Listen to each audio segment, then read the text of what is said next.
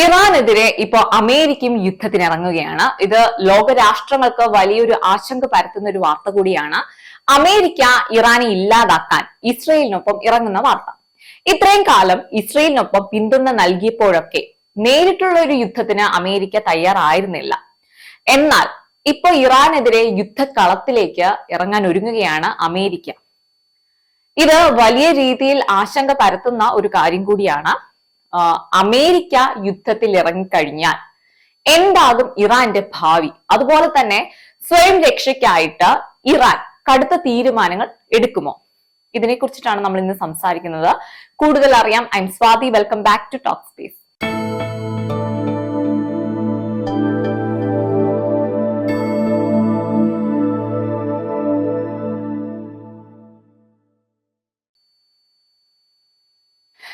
America യുദ്ധത്തിന് സജ്ജമായിട്ടുള്ള വിവരമാണ് ലഭിച്ചുകൊണ്ടിരിക്കുന്നത്. പോർ വിമാനങ്ങളും അതുപോലെ തന്നെ സൈനികരും എല്ലാം സജ്ജമായി കഴിഞ്ഞു. ട്രംപ് കഴിഞ്ഞ ദിവസം പറഞ്ഞത് നയതന്ത്ര ചർച്ചകളിലൂടെ പരിഹാരം കണ്ടെത്തണമെന്നാണ്. അതേ അമേരിക്കയാണ് ഇപ്പോ യുദ്ധമുഖത്തേക്ക് ഇറങ്ങുന്നത്. ഇതുവരെ അമേരിക്ക ഒരു വ്യക്തത നൽകിയിട്ടില്ല അമേരിക്ക നേരിട്ട് യുദ്ധമുഖത്തേക്ക് ഇറങ്ങുന്നതിനെ കുറിച്ചിട്ട്. പക്ഷേ അമേരിക്കൻ യുദ്ധ കപ്പലുകളും അതുപോലെ തന്നെ വിമാനങ്ങളും എല്ലാം സജ്ജമായി കഴിഞ്ഞു യുദ്ധത്തിനായിട്ട്. അമേരിക്ക യുദ്ധത്തിൽ പങ്കുചേർന്നാൽ ഇറാൻ എന്ന രാജ്യത്തിന് പിടിച്ചു നിൽക്കാൻ സാധിക്കില്ല. ഇറാൻ വീഴും തീർച്ചയായിട്ടും. അത് ഇറാന് തന്നെ അറിയുന്ന ഒരു കാര്യമാണ്. പക്ഷെ തോറ്റു പിന്മാറാൻ ഇറാൻ ഒരിക്കലും തയ്യാറാകില്ല എന്നുള്ളതാണ്. ഇറാൻ എന്ന രാജ്യം അവർ നിലം പതിക്കുന്നത് വരെ പോരാടുന്ന ഒരു രാജ്യം കൂടിയാണ്. അങ്ങനെ തോറ്റു പിന്മാറുന്ന പ്രകൃതമല്ല ഇറാന്റേത്. അതുകൊണ്ട് തന്നെ ഇറാനിൽ നിന്നും മിസൈലുകളും അതുപോലെ ഡ്രോണുകളും വർഷിച്ചുകൊണ്ടേയിരിക്കും. പക്ഷേ അമേരിക്കൻ ശക്തിക്ക് മുൻപിൽ ഇറാൻ നിലനിൽക്കാൻ സാധിക്കുമോ എന്നുള്ളതാണ് ഒരു ചോദ്യം. ഇവിടെ അമേരിക്ക യുദ്ധത്തിൽ ചേരുന്നതോടുകൂടി ഹിസ്ബുള്ള, ഹമാസ്, ഹൂതികൾ കൂടുതൽ സജീവമാവുകയാണ് ചെയ്യുന്നത്. പക്ഷേ അതുകൊണ്ടൊന്നും ഒരു അർത്ഥം ഉണ്ടാവില്ല. അമേരിക്കയുടെ സൈനിക ശക്തി നമുക്ക് അറിയുന്ന ഒരു കാര്യമാണ്. വളരെ ഭീമമായ ഒന്നാണ്. ലോകത്തിലെ ഏറ്റവും വലിയ ആധുനിക സേന ആകട്ടെ, വ്യോമസേനയാകട്ടെ, നാവികസേനയാകട്ടെ, സൈബർ മേഖലകളിൽ അതിവേഗ ആക്രമണ ശേഷി, ഇതെല്ലാം കൊണ്ടും അമേരിക്ക വളരെ ശക്തമായിട്ടുള്ള ഒരു രാജ്യമാണ്. അമേരിക്കയ്ക്ക് ഒറ്റ ദിവസം മതി ഇറാനിലെ തന്ത്രപ്രധാനമായ കേന്ദ്രങ്ങൾ തകർക്കാൻ. പക്ഷേ ഇറാൻ എന്ന രാജ്യം ചെറിയൊരു രാജ്യമല്ല എന്നുള്ളത് നമ്മൾ ആലോചിക്കേണ്ട ഒരു കാര്യമാണ്. 85 മില്യണിന് മുകളിൽ ജനസംഖ്യയുണ്ട്, വലിയ ഭൂപ്രദേശം. അങ്ങനെയുള്ള ഒരു രാജ്യത്തെ എളുപ്പത്തിൽ ഇല്ലാതാക്കുക നിസ്സാരമായിട്ടുള്ള ഒരു കാര്യമല്ല അമേരിക്കയ്ക്ക്. ഇറാനെ വൻതോതിൽ തകർക്കാനും ഇല്ലാതാക്കാനും അമേരിക്കയ്ക്ക് കഴിയും. പക്ഷേ അങ്ങനെ ഇറാനെ ഇല്ലാതാക്കിയാൽ അതിന്റെ പ്രത്യാഘാതം ലോകത്താകമെന്നും സംഭവിക്കും. ഇപ്പോൾ തന്നെ ആഗോളതലത്തിൽ എണ്ണവില യുദ്ധം രൂക്ഷമായാൽ കുതിച്ചുയരുകയാണ് ചെയ്യുന്നത്. അങ്ങനെ ആഗോളതലത്തിൽ വലിയ മാറ്റങ്ങൾ ഉണ്ടാകും. ഇറാനെ സംബന്ധിച്ച് ടെക്നോളജിയിൽ വളരെ പിന്നിൽ നിൽക്കുന്ന ഒരു രാജ്യമാണ് അമേരിക്ക. ഇസ്രയേൽ പോലുള്ള വമ്പൻ രാജ്യങ്ങളുമായിട്ട് യുദ്ധം ചേർത്ത് നിൽക്കാൻ ഇറാനെ സംബന്ധിച്ച് ദുഷ്കരമായിട്ടുള്ള ഒരു കാര്യം കൂടിയാണ്. പിന്നെ തുനിഞ്ഞിറങ്ങിയതിനാൽ പിന്നോട്ടില്ല എന്ന് മാത്രം. ഇപ്പോ ഇറാന് നേർക്ക് യുദ്ധം ആരംഭിച്ചു കഴിഞ്ഞു എന്നുള്ള വിവരമാണ് ഇറാന്റെ പരമോന്നത നേതാവായിട്ടുള്ള അയത്തുള്ള ഖമേനി അറിയിച്ചത്. ഇറാന് അമേരിക്ക അന്ത്യശാസനം നൽകിയതായിരുന്നു. പക്ഷെ ഇറാൻ എന്ത് ചെയ്തു? അത് തള്ളിക്കളഞ്ഞു. ഇറാൻ ഇനി എത്ര പ്രതിരോധിക്കാൻ ശ്രമിച്ചാലും അത് വിഫലമാകാനാണ് സാധ്യത. കാരണം അതിനുള്ള പ്രതിരോധ ശക്തി ഇറാനില്ല. മാത്രമല്ല ലോകത്തെ ഏറ്റവും വലിയ ടെക്നോളജി കൈകളിലുള്ള 2 രാജ്യങ്ങളെ പ്രതിരോധിക്കാൻ ഇറാന് സാധിക്കില്ല എന്നുള്ളതാണ് സത്യം. അത് ഇറാൻ മനസ്സിലാക്കേണ്ട ഒരു കാര്യം കൂടിയാണ്. അത് ഇതുവരെ അവർ മനസ്സിലാക്കിയിട്ടില്ല.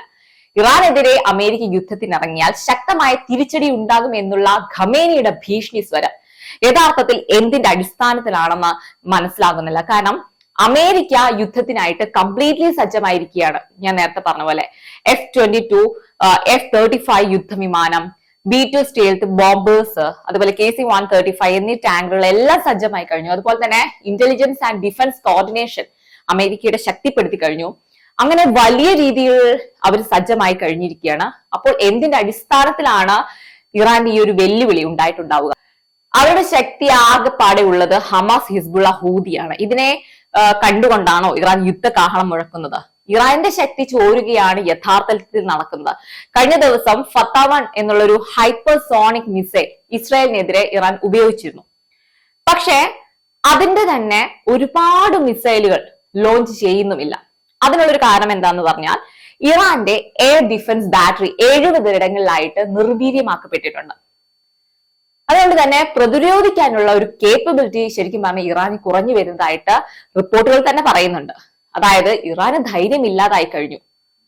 വിടുന്ന മിസൈലുകളൊക്കെ ഇസ്രയേൽ എന്ത് ചെയ്യുന്നു, നിർവീര്യമാക്കുന്നുണ്ട്. ഇറാനെ ഇല്ലാതാക്കുക എന്നുള്ളത് അവർക്ക് ചിന്തിക്കാൻ സാധിക്കാത്ത ഒരു കാര്യമാണ്. ആർക്ക്? ഇറാന് തന്നെ ചിന്തിക്കാൻ കഴിയില്ല. അല്ലെങ്കിൽ അവരുടെ ശക്തി ഇല്ലാതാക്കുക എന്നുള്ളത് അവർക്ക് ഒട്ടും ചിന്തിക്കാൻ കഴിയില്ല. ഇറാൻ എന്ന രാജ്യം ലോകത്തെ പ്രധാന ഊർജ്ജ ശക്തി ആയിട്ടുള്ള ഒരു രാജ്യമാണ്. അതുപോലെ പ്രകൃതി വാതകങ്ങൾ ഉള്ള രാജ്യങ്ങളിൽ 2ാം സ്ഥാനത്ത് നിൽക്കുന്ന ഒരു രാജ്യമാണ്. 157 billion barrel crude oil stock ഉള്ള രാജ്യമാണ്. ലോകത്തെ മൊത്തം എണ്ണയുടെ ഒരു 12% ഇറാനിലുണ്ട്. ക്രൂഡ് ഓയിൽ ഉൽപാദനം നോക്കുകയാണെങ്കിൽ 9ാം സ്ഥാനത്തുള്ള ഒരു രാജ്യമാണ് ഇറാൻ. ദിവസവും 33 ലക്ഷം ബാരൽ എണ്ണ ഉൽപ്പാദിപ്പിക്കുന്ന ഒരു രാജ്യം.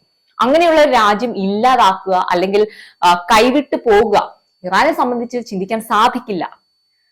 അതുകൊണ്ട് തന്നെ കയ്യിലുള്ള ആയുധങ്ങളും മിസൈൽ സിസ്റ്റവും ഉപയോഗിച്ച് മാക്സിമം പ്രതിരോധിക്കുക എന്നുള്ളതാണ് ഇപ്പൊ ഖമേനിയുടെ തീരുമാനം.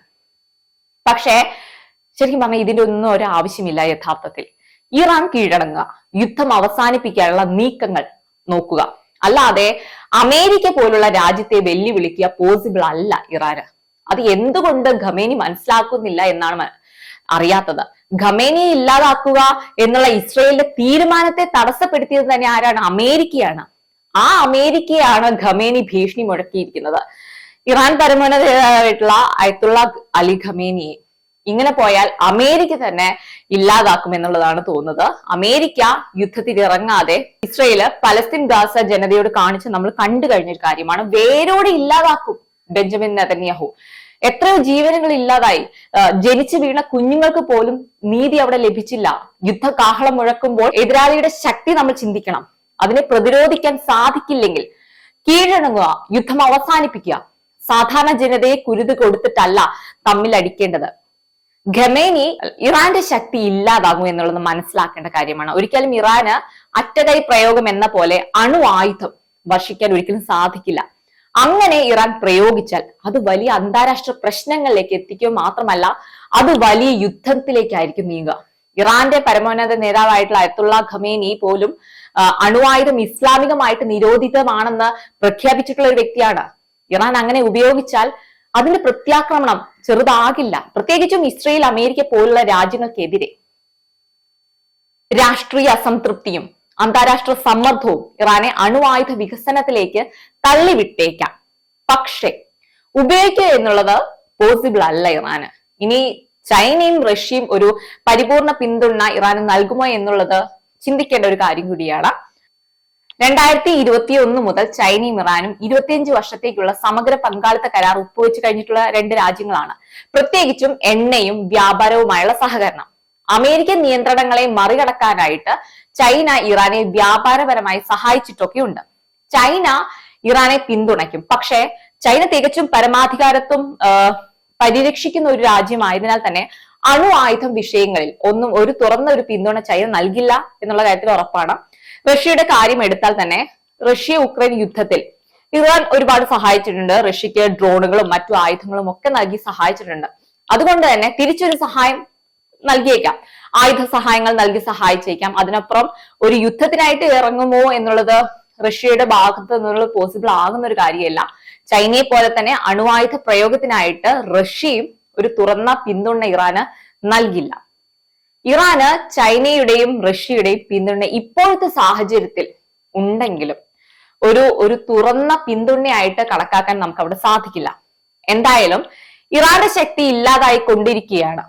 എന്നാൽ പിന്മാറാതെ മുന്നോട്ട് നീങ്ങുകയാണ് ഇറാൻ ഇപ്പോഴും.